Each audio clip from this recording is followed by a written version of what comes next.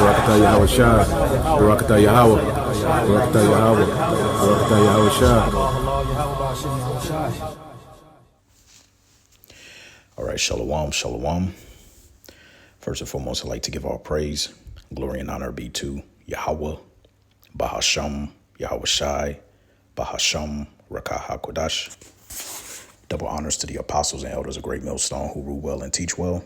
Peace and salutations unto the hopeful elect, the tabernacle of David, starting with the 144,000 and the rest of the men, women, and children out of the 12 tribes whom Yahweh Bashem Yahweh Shai will ultimately have mercy upon in these last days.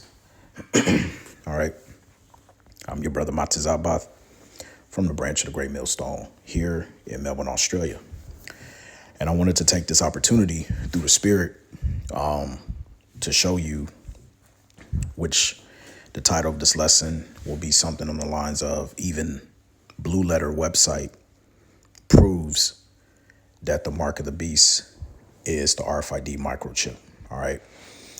And so some of you brothers would have seen through the commentaries how certain biblical scholars give their insight on information, all right, that has been told and through the public from, you could say early to mid 1980s all the way into the 90s. And fast forward even into today. But for those of you brothers who don't know, the Blue Letter website, when you go into the text commentaries of Revelation, the 13th chapter, it actually tells you about the vision that John the Revelator saw. Indeed is the RFID microchip. Okay.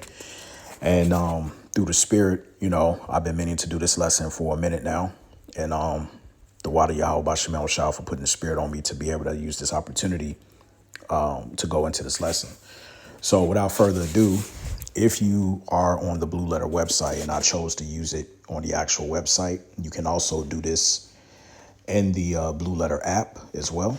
OK, but, majority of the brothers, they use the website version. So I'm just going to do it on the website.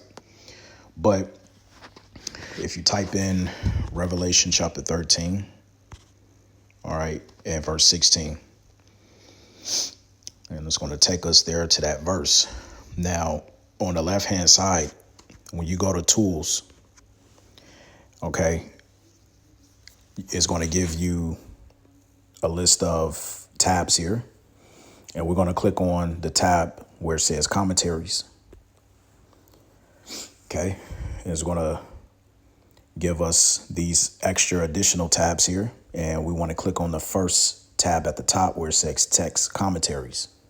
OK, and it's going to give you a list of commentaries from different biblical scholars. All right. And the one we're going to focus on for this particular chapter is John Brown right here. Right now, the first bulletin that gives you Revelation 13 verses 1 through 18. But what we want to do, we want to click on the second bulletin of Revelation 13 verses 1 through 18. So we're going to click on that. And then we want to drop down. Notice it says the introduction, part 1, but we want to go to part 2. OK, and this is where John Brown actually introduces a man by the name of Dr. Carl Sanders, which he was the guy that was responsible for the design and the development of the microchip. Now, for those of you who don't know, this individual here is Dr. Carl Sanders. OK, and he is the person that invented the design of the microchip. And this is a video which you can see his testimony on YouTube at a church. And you can hear it out of his own mouth on how he was set up by the elites to create this this implant, this technology. All right. You've had many people that tried to disprove this. All right. But this has been fact checked. It's not false. It is absolutely true. OK, and even here in the Blue Letter Bible, OK, which we're going to go through. It gives you the actual testimony. So let's quickly go through this. All right. So it says Text 2, letter A. I don't think that it was a coincidence that when I came into the office this week, Salakia, there was a tape on my desk from the Firefighters for Christ by a Dr. Carl Sanders. Number one, Dr. Sanders holds a PhD in electronics and engineering and was the chief engineer responsible for the design and the development of a microchip that is so small it can be injected under the skin with a hypodermic needle. It says this chip was originally developed for the purpose of repairing severe spinal cords so that people would be able to walk again. There were over 100 people involved in this project, of which Dr. Sanders was senior engineer in charge. It is important to understand that the people involved in the creation of this chip had no idea that it will become all that it has. And they all believed they were doing it for very humanitarian reasons. All right. So number two, it goes on to say, the investors in this project determined that spinal repairs alone were not sufficient to give a proper return on their investment. So they began to look at other possibilities. And they found that because of the electrical impulse produced by the chip, that it altered certain behaviors. And for instance, when placed in the pituitary gland of a female, it will put her immediately into menopause. And the ability to conceive was immediately halted. And this had already been tested in India. And they also found that certain frequencies would produce increased amounts of adrenaline. And this was called the Rambo chip, and it has been tested with Vietnam veterans. All right. So this is nothing new, at least for them. OK, because they've been chipping people since the days of Vietnam. OK, it says as they began to research other marketing possibilities, they discovered that one of the major problems was making people aware of their product and then getting them to accept it. OK, and just a little side note, when you think about today and the way society is going about with artificial intelligence, I plan to do a lesson, Lord's will, a little bit later today, tapping into what Elon Musk said about putting chips in, people's brains and stuff to help them with cognitive function. They could be able to control their thoughts. They can be able to use the chip for people to gain, function back in their legs and, their limbs or whatever the case may be, if they're paralyzed and stuff like that. So they're boasting, okay, and their right hand, which is a right hand of falsehood, as the scriptures tells us. Okay. And so they're going to use this technology in our day and age as a means to forward their enterprise, which is their new world order. And so they're going to do it through deceit. They're going to try to do it through means of to make you feel better about yourself, to give you the pros on the sort of lifestyle you can live with it, to be able to open up things, control things with your mind. That's how they're going to try to sell it to the public. All right. But just to get back to the point, it goes on to say Dr. Sanders was at the meeting where they decided to put the pictures of lost children on paper bags and milk cartons in an effort to make people aware that there was a need for keeping track of and locating missing children, as well as Alzheimer's patients. Right. And they're using that same formula today through means of, to protect your identity. OK, through the medical field. OK, so, when it comes to your social security number, your driver's license number, your passport number, but overall, your identity. This is why we have something today known as digital ID. And so your chip, okay, when they mandate it, is going to have basically all of your credentials so that you can be identified through the system, through their little cloud, as Yuval Harari stated in an interview that he did about a year or two ago. right? So it's the same concept. So it says these meetings were held in Luxembourg and London and Brussels, and many right in San Francisco. The identification and control of people were discussed as if they were cattle. Kissinger and representatives of the CIA were present in these meetings. Now, here's where it gives you the breakdown. And this is why the apostles, mainly Elder Apostle Har on down, as well as the bishops and the rest of the elders of Great Millstone, this is the reason why we push this so hard, because the vision is made plain, as it mentions in Habakkuk, the 2nd chapter, right? And you have a lot of Israelites out here. They're not telling or warning the sheep something that is a major prophecy. The Spirit of Yahweh B'Shem Shai has given us the eye salve to be able to call these things out so that we can warn our people. Now check this out. Revelation 13 and 16.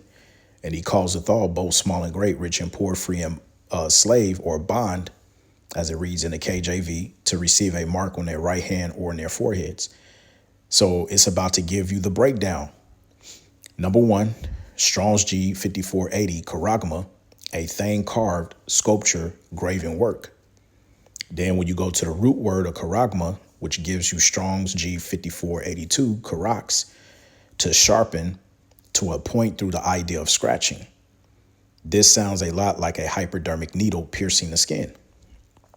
If you remember, last week, we pointed out that the number 666 had a name, and that name was Chi stigma or Chi stigma. So then they break down the word stigma, Strong's G 4742, stigma, from stizo, to stick or prick, a mark pricked in or branded upon the body. One of Webster's dictionary definitions calls stigma a small spot, scar, or opening on a plant or animal. In the readout of this microchip, there were 9 levels of information that the designers wanted included, and they were your name and an image or a picture of your face. They also wanted social security numbers with the extra international digits.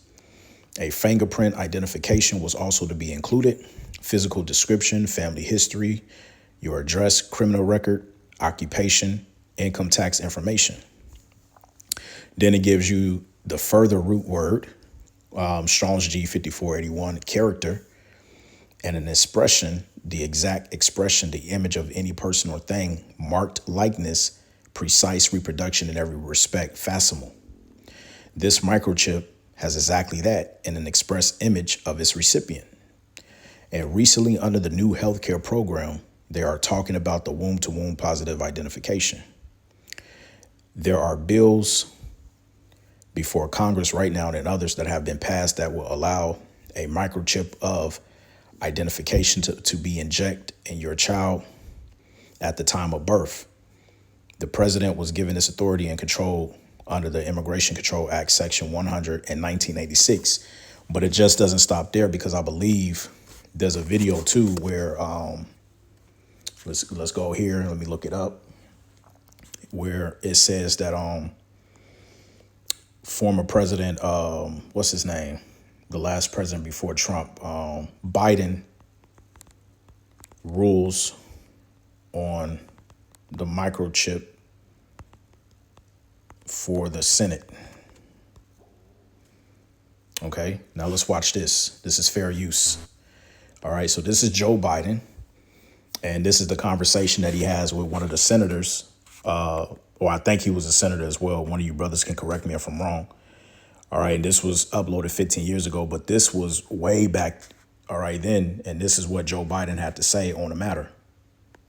Our constitutional journey did not stop then, and it must not stop now, Judge, and we'll be faced with equally consequential decisions in the 21st century. Can a microscopic tag be implanted in a person's body to track his every movement? There's actual discussion about that. You will rule on that, mark my words, before your tenure is over. Can brain scans be used to determine whether a person is inclined toward criminality or violent behavior? You will rule on that. And Judge, I need to know whether you will be a justice who believes that the constitutional journey must continue to speak to these consequential decisions, or that we've gone far enough in protecting against government intrusion into our autonomy, into the most personal decisions we make. Judge, that's why this is a critical moment. There are elected officials in this government, such as Mr. DeLay, a fine, honorable, patriotic man, and others, who have been unsuccessful at implementing their agenda in the elected branches. So they've now poured their energies, as the left would if it were different, they've now poured their energies and resources into trying to change the court's view of the Constitution. And now they have a once-in-a-lifetime opportunity. You see? So, you can look this up on your own time. But he pretty much said to the, who was that person there? John Roberts, Chief Justice confirmation hearing. So he pretty much told him that you're going to rule whether, we can put a microchip implant under a person's skin. So the discussions, okay, that's why we said, man, this has been going on for a long ass time. It's just that now we at that time where it's about to be implemented within today's society. The technology is already here. All right. So when it says there are bills before Congress right now and others that have been passed that will allow a microchip identification, that's exactly what Joe Biden back then during his tenure as a senator, this is what the discussion was always about. OK, see, when you other camps try to come against, us here in Great Millstone and, you want to talk about, ain't no microchip and the MOTB is an embargo or whatever other, claims and stuff that they make, you're wrong. OK, and that's why the scripture says we know, the spirit of error versus the spirit of truth. OK, so let's keep it going. Some more information here for you, brothers. OK, if you've never seen this in a blue letter. So it says Revelation 16:2. So the first went and poured out his bowel upon the earth, and a foul and loathsome sword came upon the men who had the mark of the beast and those who worship his image. You see what I'm saying?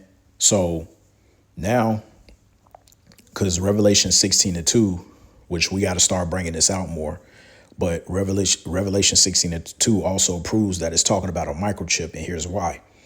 It says this microchip is powered by a tiny lithium battery, which has a recharging circuit built in. All right. Now, there's another commentary text that I'm going to go into after this in Revelation 16:2. And I'm going to show you that when you pull up that verse in the text commentaries, they also prove that it's talking about a microchip.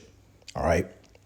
So let's continue on. It says this charging system operates and is regulated by the changes in body temperatures. Dr. Sanders says that they spent $1.5 million on research to determine an optimal primary and secondary place in the body for this chip. The data that returned said that there were two placed in the human body that temperature changes most rapidly. They were, number one, the forehead just below the hairline, and number two, the back of the hand. So Dr. Sanders talked to a doctor at Boston Medical Center and asked what would happen with the concentration of lithium if the chip should fail. The doctor told him that you would get a grievous sore. OK, now, when you really go into a grievous sore, it's likened unto a cancerous pus. All right, because of the radiation buildup that's going to stem from that chip. All right. And this is why it's vital for you not to take it, because you're going to be destroyed. Right. So it says, note number 2, that in Revelation 16:2, it says sore, not sores in the plural. They were not all over the body, but in one location. Is it possible that when the Lord, Yahweh B'Shem El Shah, sends this angel out, that all the lithium batteries will fail at the same time? And that could happen. We don't know how it's going to play out. We just know that, as the scripture says in Revelation 14:9-10, that if you take it, OK, you're going to be tormented with fire and brimstone in the presence of the holy angels and in Yahweh Shai. It says Dr. Sanders point out that there were some breakdowns of the Rambo chip, and they indeed did cause a boil-like grievous sore. So if those veterans back then during the time of the Vietnam War, because most of them were chipped, we don't know what's actually happened to those veterans. You know, But he's saying here that there were some breakdowns to people who took that chip and it caused a grievous sore in their hand. It says these chips are not secret. Their diagram description has been published in newspapers. The clinical insertion of the chip has been demonstrated on TV. Okay. The Montessori preschools in Florida have been used as test projects with the insertion of these chips in children for the purpose of identification. I didn't know that. Wow. They're an outfit called InfoPet that claims they can keep track of 1 billion pets to within 10 feet of their current location. If you can know the location and vital statistics of 1 billion pets at any given time, you can know the location of statistics of 1 billion people. And that's the reason why the Edomites, beginning with the top bacon elite families, they want everybody chipped because they can track and trace you. And it works a lot quicker for them on the premise if they are able to succeed of getting the global population down to 500 billion. I think it is. No, 500 million. Salakia, yeah, 500 million. Why did I say billion? Because we have 7.6 plus or 7.6 billion plus people right now. But they wanted to bring humanity down to 500 million. All right, because that's manageable for them to be able to keep tabs on everyone. OK, and when you understand this type of system that they want to bring in, it makes sense. Right. So it says, and that is just one group or organization. As an aside, the FCC has approved two-way communications through your television. It will not only be possible to watch, but to be watched. That's why many of TVs today that are sold, these LED TVs and whatnot, or smart TVs as they call them, okay, they actually are watching us in our home because they got inbuilt cameras, okay, where, you know, the government can just tap in at any point in time. And that also includes your cell phone and your tablet. It says there is current technology to pick up conversations in your home through the crystal mouthpiece on your telephone, even when it unplugged. Laser devices can also or can use your windows as a diaphragm, which acts like a big microphone, enabling the listener to hear every conversation in your house. So there's a lot going on. Okay. Let me see if there's any more that I wanted to bring. And it's a lot. They bring up a lot. All right. It's a whole lot. You can read this on your own, but I just wanted to get to the intricacies of it. So now let's type in Revelation 16:2, and then we're going to wrap up after this. But I just wanted to show you, Akim, that the blue letter proves that the mark of the beast is the microchip. Now, when you come to Revelation 16:2 and you go to tools, you go to commentaries tab, and you go to text commentaries. And this one, you're going to come down to John Brown again, and you're going to click on the first one, Revelation 16. And you're going to scroll down, introduction. And you're going to come down to text 2, and you're going to read number 2 here at the top. Okay. Now it says, notice also that this first bowl does not affect those who have refused to accept the mark of the beast. As we discussed in earlier chapters, these foul and loathsome sores could be a result of the angel simultaneously popping the lithium batteries that power the womb-to-womb microchips implanted under the skin of all those marked by the beast. So again, this is a second text commentary that's letting you know that based upon them breaking down, you know, the word charagma, charax, and character, how it all stems to you being inserted an implantable device. It all centers around the microchip, and you can't get around it. So even the blue letter, okay, is on point with this. So let's get 2 precepts and close out. Okay, let's get the book of, where am I right now? The book of Habakkuk, chapter 2. Okay, in verse 3, It says, for the vision is yet for an appointed time, but at the end it shall speak and not lie. Though it tarry, wait for it, because it will surely come and it will not tarry. And the vision is speaking right now. Okay? The vision is definitely speaking. So anybody who's been coming up, up against Great Millstone saying, you guys know what you're talking about, the mark of the beast is not the chip. Well, we just proved through the Blue Letter on the Blue Letters website in the text commentary under the biblical scholar John Brown is definitely talking about the microchip. All right.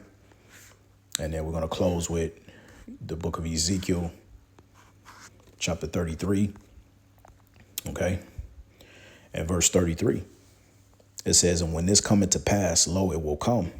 Then shall they know that a prophet have been among them. And you're going to know. Okay. Because a lot of you Israelite camps out there, you have a lot of blood on your hand for misleading your congregation, man, or not telling them the truth. And this is a major prophecy that, Yahweh B'Shem El-Shai has given us the eye salve to be able to know these things so that we can warn our people. But here it is. He's giving you the spirit to wake up, to know that you are Israelite, to come back, to faith on Yahweh Shai HaMashiach, and to keep the law, statutes, commandments to the best of your ability, right? But he's not going to tell you the vision that John the Revelator saw in Revelation, the 13th chapter. Make that make sense. Anyway, so that's all I got with that. Shalom.